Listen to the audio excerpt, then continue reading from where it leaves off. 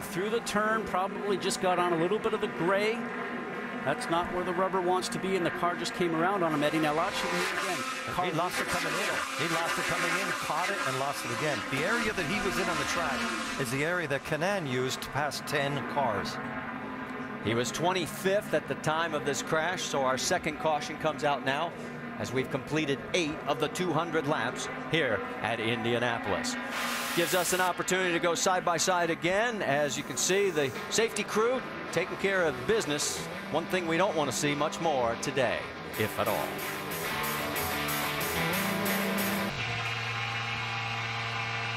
Still under our second caution here at the Indianapolis Motor Speedway as we are getting ready for potential pit stops. And Danica Patrick has come in. And Jamie, what was going on? Well, they decided not to make any changes on the 7-car. Fuel only for Danica Patrick. They're going to wait it out some more laps and see if the handling gets any better. Alex Lloyd also in. Graham Rahal, you see there, he also made a pit stop as well. Several other cars, Mario Romancini, and on and on. There's Takuma Sato. Now let's go back and take another look at what happened to the 33 of Bruno Junqueira. On board with Bruno right now, coming out of 1 through the short chute into 2.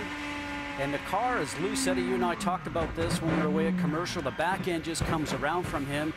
And smartly, he takes his hands off the steering wheel. And Takuma Sato just goes by there about 180 miles an hour.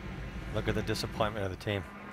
These guys had done a miracle. They got a car in at the last minute. He jumped in and went really quick. But qualifying, we always say that qualifying is one thing, racing is another. You have to have an easy car to drive in the race, and you have to have a very loose car to qualify with. And that was really the crew from Jay Howard's failed effort to get into the race that came over to help out.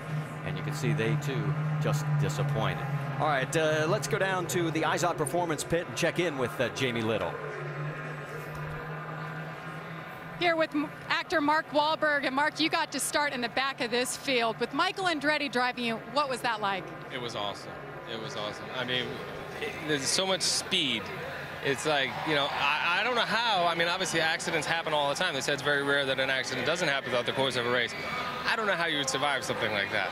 I mean, it was like, you know, if we spun out or hit a wall, it was over.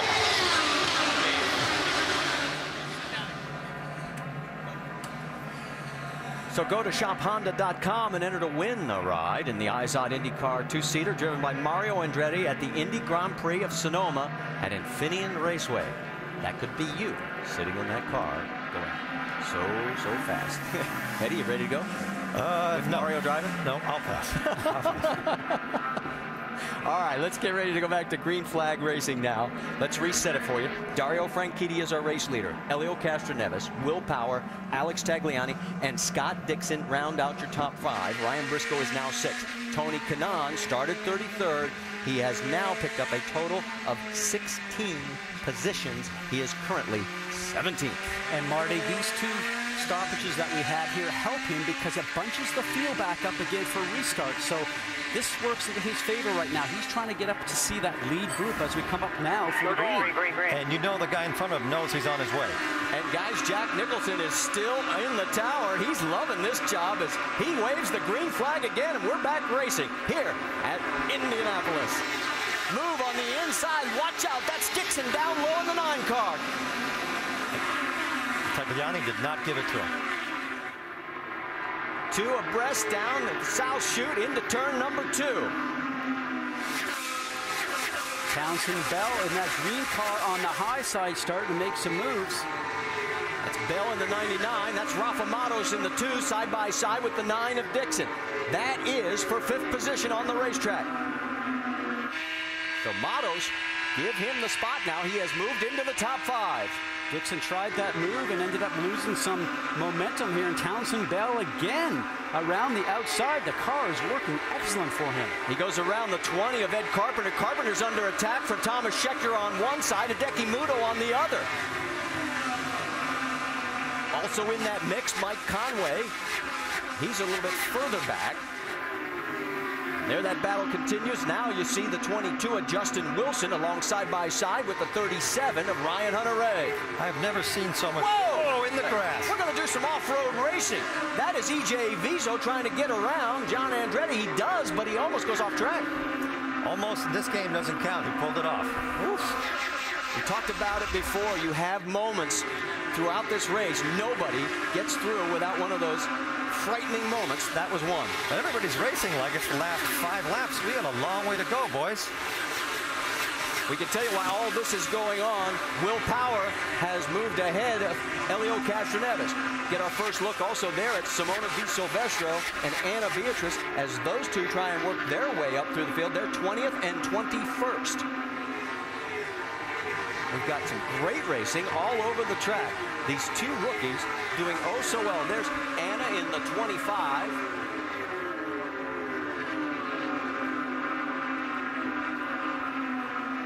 Check on Will Power. We mentioned the fact that he got around his teammate Elio Castroneves. As we come back front, he held and closer to race leader Dario Franchitti. Franchitti got the lead on lap 1, guys. He has not relinquished it. Well, you could certainly tell in the start going around the outside in turn 1, he wanted to lead this race the last time by 223 miles an hour. So he certainly doesn't mind using the car up a little bit to lead this race. And to me, Eddie, obviously you're going to use a little bit more fuel running out front, but maybe he just thinks that's where he wants to be. He wants to lead most laps and get out there and see if he can run in clean air. He's building his confidence. He hasn't had that many Indy 500, so he feels very comfortable right now in second place. And he is helping the Penske's group by pushing Franchitti. Just drop a little bit further back, and Alex Tagliani. He could be the giant killer today, the thorn in the side of Team Penske and Target Chip Ganassi Racing. Right now, running in 4th position. He is 3.1 seconds behind the race leader, and this car has looked good all 2 weeks we've been here. They unloaded off the trailer very fast in that BMW special, and it was amazing, I think, to everybody up and down pit lane how well they have run Vince Welch since that new team started this season.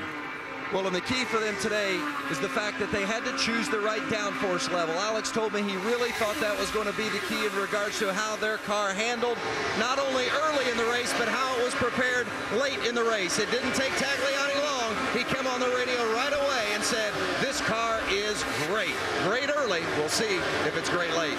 And that's a big confidence builder, Vince, when you've actually chosen the right amount of downforce. And what we mean when we say that is that you want to put as much downforce on the car as possible without losing straightaway speed. You want that grip in the turns, but if you put too much on, you'd be slow down the straight. Got a car in the pits, Mario Marias. It looks like he may have white-walled the tires. And that's not part of your blueprint that we talked about in our pre-race show. You can see there's not much print left on the lettering. Dot? Yeah, Mario Marias complaining, as many drivers are, that this heat and this track temperature really get him to him. He said the car is so loose, he turns the wheels, and the car is in a 4-wheel slide. That's why he had to come down pit road and make adjustments after white-walling it there just a moment ago. Well, they've got damage on the suspension on the right rear. You could see it sort of bowing from our angle, and it looks like they are going to be in some serious hurt to get back into this race. Right now, it is still Dario Franchitti with Will Power, Elio Castroneves, Alex Tagliani, and Rafi Matos. We'll be back after this message from our ABC stations. Back here at the motor racing capital of the world, there's your top 5 across the top of your screen after now 23 of 200 laps. And it is Dario Franchitti by 0.6 of a second with that lead. That's what it looks like on your screen. And the race has sort of calmed down after 2 very early cautions that took up a total of 8 laps. What we really have now is the actual race. This is probably what we're going to see for quite some time. But Kanaan is coming through the field. He's running well. The fastest car on the track right now, though, is Will Power. Well, let's wait and see, because Tony Kanaan, remember, started 33rd. He has now moved up 17 spots. He is 16th on the racetrack, and here he comes into view. And right in front of him there is Justin Wilson. That's his next target. You think he's got a lot of pent-up frustration from what happened in qualifying, and he's using it today? I think he's got himself a race car that is good enough to get. We'll see if he's good enough to get further. I agree. He's got to get to this group here. But all those cars he passed on the first corner, that was just pure courage and determination. Right behind him, of course, is the 2005 winner, his former teammate Dan Weldon, carrying the colors for the National Guard. And again, we salute all of our armed forces on this Memorial Day weekend. Thank you, everyone, for what you do. And then right behind him, another car that's on the move, the 14 of Vitor Meira, coming back after last year's horrendous crash, which fractured his back, put him on the sidelines for the rest of the season. He has now picked up a total of 12 of the race and is up to 18th. You know what his formula for getting back in shape was?